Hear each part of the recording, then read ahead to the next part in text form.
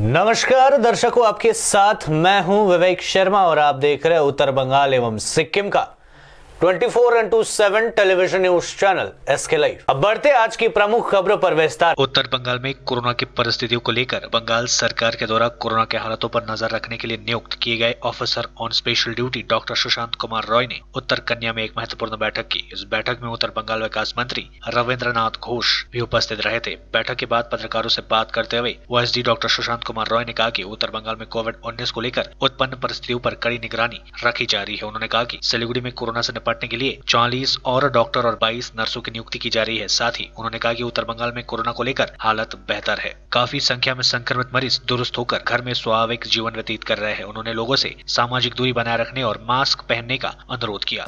দেখুন, আমরা লক্ষ্য করতে পেরেছি যে শিলিগুড়িতে একটা সমস্যা আসছে। আমরা খুব চিন্তিত। তাই জন্য আজকে বিভিন্ন যারা সোশ্যাল অ্যাক্টিভিস্ট আছে তাদেরকে ডেকেছিলাম। মাননীয় মন্ত্রী, এমএলএ, এমপি, আমাদের রিভিউ সমিতির চেয়ারম্যান সবাইকে ডেকেছিলাম যে সরকার থেকে কী করা হয়েছে এবং আমরা আপনাদের কাছ থেকে কী চাই, আপনাদের কী করার দরকার, করলে পরে শিলিগুড়ি শহরটাকে বাঁচানো যাবে। এই উদ্দেশ্য নিয়ে আজকে আমাদের খুব চুলচেরা বিশ্লেষণ হয়েছে এবং যারা এসেছিলেন তারা প্রত্যেকেই ঐক্যবদ্ধ এবং তাদের পরিষ্কার ভাষায় যেটা বলেছেন সেটা হচ্ছে যে শপথ যেটা শিলিগুড়িকে আমরা বাঁচাবো। শিলিগুড়িকে বাঁচানোর ব্যাপারে কিছু প্ল্যান আমাদের আছে, আমরা সেটা আজকে ডিসকাস করেছি। এগুলো টোটালটা আপনাদের সামনে বলতে চাইছি না। যা যা হবে আপনারা নিজেরা দেখবেন। ওনাদের প্রচুর সাজেশন নিয়েছি আমরা সেই সাজেশনকে নিয়ে আগামী দিনে আজকে বা কালকে আমরা বসে সেখান থেকে সলিউশন তৈরি করে আমরা সেগুলো দেখুন। মূলত যেটা হয়েছে, যেটা শিলিগুড়িতে কেন বাড়ছে তার মার্কেট নিয়ে একটা কথা উঠেছে। রেগুলেটরি মার্কেট, ফিশ মার্কেট নিয়ে কথা হয়েছে। ডিস্ট্রিক্ট ম্যাজিস্ট্রেট এ ব্যাপারে যা যা ওনার করণীয় সেটা উনি জানিয়েছেন। সে ব্যাপারে আমাদের প্রচুর নজর আছে। কন্টেনমেন্ট জোন নিয়ে কথা উঠেছে, সরকারের কী নির্দেশ আছে সে সমস্ত নিয়ে কথা উঠেছে। স্যাম্পল টেস্টিংয়ের ব্যাপার নিয়ে কথা হয়েছে, সেটা তো আমাদের গাইডলাইন যা আছে সেই অনুযায়ী হচ্ছে। কিছু কিছু জায়গায় হয়তো একটু প্রত্যন্ত জায়গাতে হয়তো একটু অসুবিধা হচ্ছে, সেখানে আমরা কী করে করব সেটা অলরেডি আমরা বলে দিয়েছি, সেইভাবেই হবে সব কিছু কাজ। না, লকডাউনের ব্যাপারে তো যারা ছিলেন তারা সবাই তো প্রায় আপত্তিই করছেন। তারা প্রত্যেকেই বলছেন যে রেগুলেটেড মার্কেট বন্ধ করার জন্য বা এরকম ধরনের কিছু একটা করার জন্য বলতে। আমরা যেটা বলতে চাইছি যে আপনারা জানেন যে এটা ইন্ডিজেনাস তো রোগ নয়, এটা বাইরে থেকে আমদানি করা। তো তার ফলে কি হয়েছে, যারা মাইগ্রেটেড পার্সনসরা রয়েছে তারা এখানে আসার পরেতে এই জিনিসটা বেড়েছে। তো বাজারে, রাস্তাঘাটে, সব জায়গাতে আপনি এই লোকের সংখ্যা কিন্তু আছে। আপনি জানেন যে আপনার পাশের জন তিনি করোনা পজিটিভ আছেন কি নেগেটিভ আছেন, অ্যাসিমটোম্যাটিক। সুতরাং তাদের কাছ থেকে যদি আপনি মোর দেন 15 to 20 মিনিটস তার পাশে থাকেন without having any mask or without having any proper precaution, তাহলে পরে তো আপনার কাছে সেটা আসতে পারে। সেই জন্য আমরা সবসময় বলি যে আপনার যদি বাজার যাওয়ার দরকার পড়ে একবার যান, গিয়ে বাজার যেটুকু করা চলে আসুন। বেশিক্ষণ বাজারে স্টে করবেন না। আপনি মাস্কটা পরুন, আপনি হাত ভালো করে সাবান দিয়ে ধোন, আর ফিজিক্যাল ডিস্টেন্স একজন মানুষের কাছ থেকে আরেকজন মানুষের যে দূরত্ব থাকার দরকার, আমরা বলি 1 মিটার, মিনিমাম 1 মিটার, সেটাকে ফলো করুন। आज की सबसे अच्छी खबर, रिटायर्ड गोरखा सैनिक अब सुकून से बना सकेंगे जम्मू कश्मीर भी अपना घर। पिछले एक सप्ताह से जब से जम्मू कश्मीर प्रशासन ने मूल निवासी प्रमाण पत्र यानी डोमिसाइल सर्टिफिकेट जारी करना शुरू किया है, तब से ही अभी तक करीब 6,600 लोगों को यहाँ का मूल निवास प्रमाण पत्र मिल चुका है। इनमें बड़ी संख्या में गोरखा समुदाय, रिटायर्ड सैनिक और अफसर शामिल है। यहाँ का डोमिसाइल मूल निवास प्रमाण पत्र हासिल करने के बाद ये लोग यहाँ प्रॉपर्टी खरीद सकते हैं और इस केंद्र शासित प्रदेश में नौकरियों के लिए आवेदन भर सकेंगे। जम्मू के अतिरिक्त उपायुक्त राजस्व विजय कुमार शर्मा ने बताया कि अभी तक 5,900 से ज्यादा सर्टिफिकेट जारी किया जा चुका है। कश्मीर में करीब 700 सर्टिफिकेट जारी किए गए हैं। इनमें से ज्यादातर गोरखा सैनिक और अफसर शामिल है। देश में पिछले 24 घंटे में कोविड-19 का रिकॉर्ड 24,850 नए मामले सामने, 613 लोगों की मौतें। केंद्रीय स्वास्थ्य एवं परिवार कल्याण मंत्रालय की ओर से जारी आंकड़ों के मुताबिक पिछले 24 घंटे में 24,850 नए मामले सामने आए और 613 लोगों की मौतें हुई है। इसके बाद देश भर में कोरोना पॉजिटिव मामलों की कुल संख्या 6,73,165 हो गई है, जिनमें से 2,44,814 सक्रिय मामले हैं। 4,09,083 लोग स्वस्थ हो चुके हैं या उन्हें अस्पताल से डिस्चार्ज कर दिया गया है। अब तक 19,268 लोगों की मौतें हो चुकी है। कोरोना के बढ़ते प्रसार को देखते हुए कर्नाटक सरकार ने 2 अगस्त तक पूरे राज्य में रविवार को पूर्ण लॉकडाउन घोषित किया है। रविवार को बंद और रात के कर्फ्यू के दौरान आवश्यक गतिविधियों को अनुमति दी जाएगी। रविवार को पहले से तय शादियों को भी अनुमति दे दी गई है। दुनिया में कोरोना वायरस से अब तक 1.13 करोड़ लोग हो चुके हैं संक्रमित। WHO ने कहा 24 घंटे में संक्रमण के 2.12 लाख मामले मिले। इनमें सबसे ज्यादा अमेरिकी क्षेत्र में 1.2 लाख केसेस सामने। दुनिया भर में कोरोना वायरस से 1,13,79,083 लोग संक्रमित हैं। इनमें से 64,34,012 मरीज ठीक हो चुके हैं। 5,33,388 लोगों की मौतें हो चुकी है। WHO के मुताबिक 24 घंटे में संक्रमण के 2,12,326 मामले सामने आ चुके हैं। इनमें से सबसे ज्यादा 1.9 लाख केस अमेरिकी क्षेत्र से मिले हैं। यहाँ अमेरिका में सबसे ज्यादा 53,213 और ब्राजील में 48,105 नए मामले सामने आए हैं।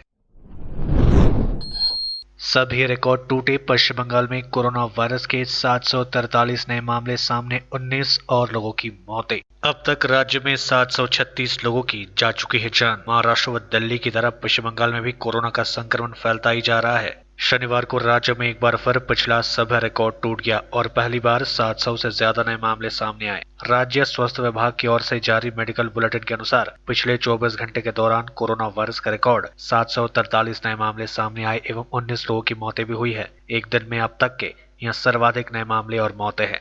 इससे पहले लगातार 5 दिनों तक कोरोना के 600 से ज्यादा नए मामले आए थे।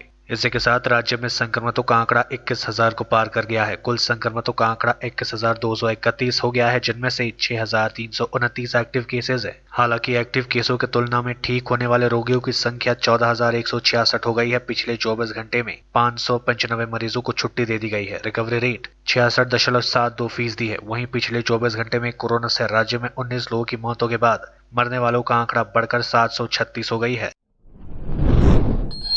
बाबा बर्फानी का आज से आप सभी कर सकते हैं लाइव दर्शन। सरकार 15 दिन की अमरनाथ यात्रा पर कर रही है विचार। पहली बार बाबा बर्फानी की विशेष पूजा लाइव प्रसारण रविवार सुबह 7:30 बजे से शुरू हो गया। प्रसारण 3 अगस्त तक यानी रक्षाबंधन तक जारी रहेगा। इसके लिए दूरदर्शन की 15 लोगों की टीम गुफा परिसर में रहेगी। सूत्रों के मुताबिक रविवार को होने वाले विशेष पूजा में गवर्नर गिरीश चंद्र मुर्मू भी शामिल होंगे। कोरोना संक्रमण का असर अमरनाथ यात्रा पर भी पड़ा है। अमरनाथ गुफा 3,880 फीट की ऊंचाई पर स्थित है। यहाँ पर हर साल 2 मार्गों अनंतनाग के पहलगाम और गादरबल से बालटाल से यात्रा शुरू होती है, जो कि 42 दिनों तक चलती है। इस बार यात्रा 23 जून से शुरू होनी थी, लेकिन कोरोना संक्रमण के मद्देनजर इसमें देरी हुई। हालांकि सूत्रों का कहना है कि अमरनाथ श्राइन बोर्ड जुलाई के अंत में 15 दिनों के लिए यात्रा कराने की योजना बना रही है। लेते हैं छोटा सा ब्रेक, फिर मिलेंगे ब्रेक के बाद। कक्षा 10वीं और 12वीं के बच्चों के लिए है सुनहरा मौका। 10वीं के बच्चों के लिए है पैरामेडिकल कोर्स और 12वीं के लिए है मेडिकल कोर्स। किफायती फीस व बैंक की सुविधा के साथ विभिन्न डिग्री डिप्लोमा है उपलब्ध। सभी स्ट्रीम के बच्चों के लिए खुली है state nursing council and Rajiv Gandhi university and health science and paramedical board government of Karnataka से मान्यता प्राप्त Atan paramedical and nursing college. Contact number 8016235569 Champasari Siliguri. आज जहाँ कोरोना से सभी है परेशान, हम लाए हैं कमाने का तरीका आसान। 21वीं सदी में महिलाएं आत्मनिर्भर होकर स्वाभिमान के साथ जीना चाहती है। अगर आप एक गृहिणी हैं और घर से ही मुनाफे वाला व्यवसाय करने का सोच रहे हैं तो आपके लिए सुनहरा मौका लाए हैं टपरवेयर के सिलीगुड़ी स्थित पूरे नॉर्थ बंगाल के डिस्ट्रीब्यूटर नारायणी पार्टी सेल्स। तो सोचिए नहीं, स्क्रीन में दिए गए नंबर में संपर्क कीजिए और विस्तृत जानकारी लीजिए। घर बैठे पैसे कमाए, आज ही फ्री मेंबरशिप लीजिए, अपने सपनों को पूरा कीजिए। मुश्किल की इस घड़ी में आपका साथ ही सिर्फ टपरवेयर।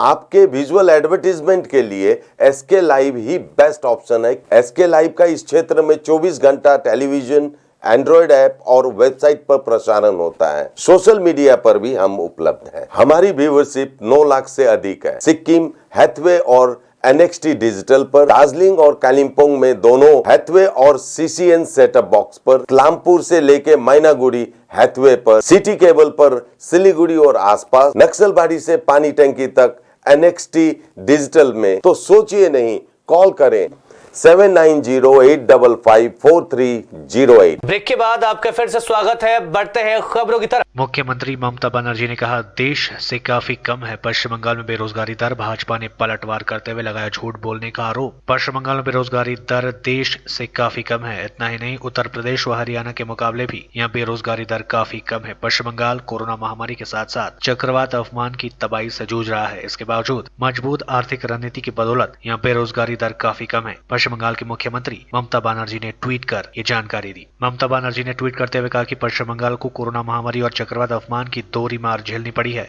इससे मुकाबला करने के लिए उन्होंने मजबूत आर्थिक रणनीति अपनाई। यही वजह है कि बंगाल की बेरोजगारी दर देश से काफी कम है। CMI के मुताबिक जून महीने में पश्चिम बंगाल में बेरोजगारी दर 6.5% रही, जबकि देश की बेरोजगारी दर 11% रही। दूसरी तरफ पश्चिम बंगाल के मुख्यमंत्री ममता बनर्जी द्वारा राज्य में बेरोजगारी दर देश से कम होने के दावे पर भाजपा ने सवाल उठाते हुए उन पर निशाना साधा। भाजपा का राष्ट्रीय सचिव पूर्व प्रदेश अध्यक्ष राहुल सिन्हा ने एक वीडियो संदेश जारी कर कहा कि मुख्यमंत्री राज्य के लोगों को यहाँ दावा कर गुमराह कर रही है कि बंगाल में बेरोजगारी की संख्या महज 6.5% है। यहाँ पूरी तरह झूठ है, बल्कि बंगाल बेरोजगारी में पूरे देश में अव्वल नंबर पर है।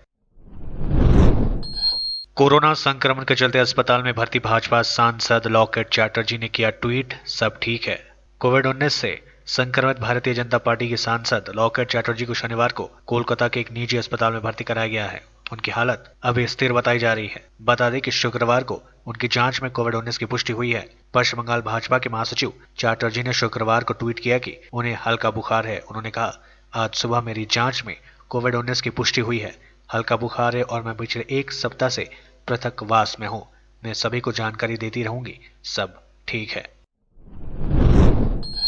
केंद्र सरकार की जन विरोधी नीतियों के विरुद्ध तृणमूल कांग्रेस धारा प्रवाह शुरू करेगी आंदोलन। तृणमूल नेता रंजन सरकार ने एक पत्रकार सम्मेलन कर दी जानकारी। दार्जिलिंग जिला तृणमूल कांग्रेस के अध्यक्ष रंजन सरकार ने एक पत्रकार सम्मेलन कर बताया कि केंद्र सरकार की जन विरोधी नीतियों के कारण आम जनता काफी परेशान है, इसलिए अब केंद्र सरकार की नीतियों के विरुद्ध जोरदार तरीके से आंदोलन तृणमूल कांग्रेस करेगी।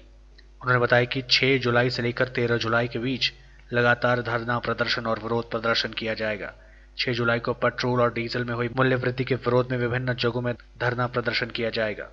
7 जुलाई को रेलवे में धीरे धीरे हो रहे निजीकरण के खिलाफ रेलवे स्टेशन के नजदीक धरना प्रदर्शन किया जाएगा। उन्होंने बताया कि 8 जुलाई को LPG रसोई गैस में हुई मूल्य वृद्धि के खिलाफ जोरदार विरोध प्रदर्शन किया जाएगा।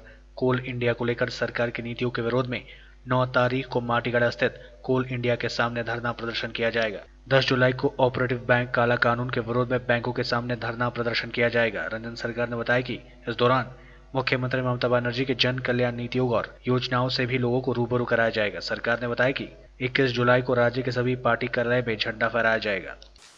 देखिए, भाजपा बंगाल में कोई कुछ नहीं कर पाएगा, लेकिन उन लोगों का जो भाषा है, जो बॉडी लैंग्वेज जो लोग दिखा रहा है, इसके विरोध में हम लोग रास्ते पे जाएंगे। जनता को हम लोग बोलेंगे कि हमारा कल्चर, बंगाल का कल्चर ये नहीं है, ये दूसरा जगह का कल्चर, भाजपा का जो राज्य है उनका कल्चर है। इस पर हम लोग समर्थन नहीं देते हैं और बंगाल का आदमी इस पर समर्थन नहीं देती है। अभी भी हम लोग बता देता है कि भाजपा का जितना भी कार्यकर्ता है वो लोग शांति रखे, शांति बजाय रखे। हम लोगों का जितना भी मनोबल है, हमारा जितना भी धैर्य है, हम लोग अभी भी रखा हुआ है। हम लोग हाथापाई करने नहीं जाते हैं, लेकिन हम लोगों के ऊपर भी आक्रमण हो रहा है। परसों भी हमारा ऊपर आक्रमण हुआ है, लेकिन हम अभी भी धैर्य रख के हम लोग है यहाँ और रहेंगे, डटे के रहेंगे। हम लोग राजनीति करता है, लेकिन कभी भी हम लोग किसी को मारने का, कहीं पुलिस स्टेशन में आग लगाने का बात हम लोग कभी नहीं किया। 34 साल हम लोग विरोधी में थे, लेकिन कभी भी हम लोग ये काम नहीं किया। हमारा हजारों कार्यकर्ता उस समय खून होने का बात हम लोग कभी नहीं किया। 34 साल हम लोग विरोधी में थे, लेकिन कभी भी हम लोग ये काम नहीं किया। हमारा हजारों कार्यकर्ता उस समय खून हुआ है, वामपंथियों के हाथ में, बाद में भाजपा के हाथ में, लेकिन ये अभी पानी किंतु सर के ऊपर से जा रहा है।